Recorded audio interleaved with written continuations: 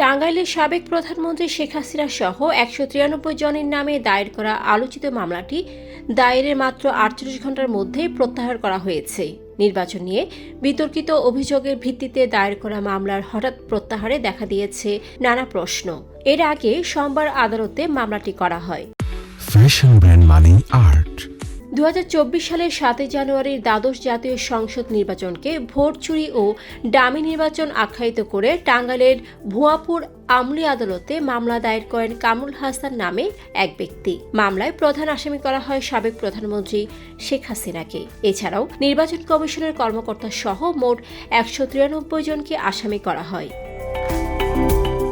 মামলার পর আদালত তা আমল নিয়ে তদন্তের নির্দেশ দেন ভুয়াপুর থানাকে এবং ১৩ আগস্ট পরবর্তী শুনানির দিন ধার্য করেন। কিন্তু মঙ্গলবার মামলায় থাকা ৫ জন স্থানীয় সাংবাদিকের নাম বাদ দিতে অনাপত্তি পত্র দেন বাদী।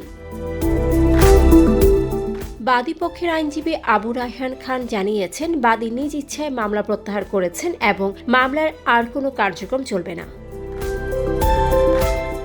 মাত্র ৪৮ ঘণ্টায় এমন একটি উচ্চ পর্যায়ে মামলার প্রত্যাহার নিয়ে স্থানীয় পর্যায়ে শুরু হয়েছে নানা আলোচনা। তবে আইনি দৃষ্টিকোণ থেকে মামলাটি এখন আনুষ্ঠানিকভাবে বন্ধ। নির্বাচন পরবর্তী সময়ে রাজনৈতিক উত্তাপের মধ্যেই এমন মামলা ও তাৎক্ষণিক প্রত্যাহার এক ভিন্ন মাত্রা যোগ করল। ডেস্ক রিপোর্ট, সারাদিনের সংবাদ। ফ্যাশন ব্র্যান্ড মানে art. Men's, ladies and kids wear. Art. Be smart.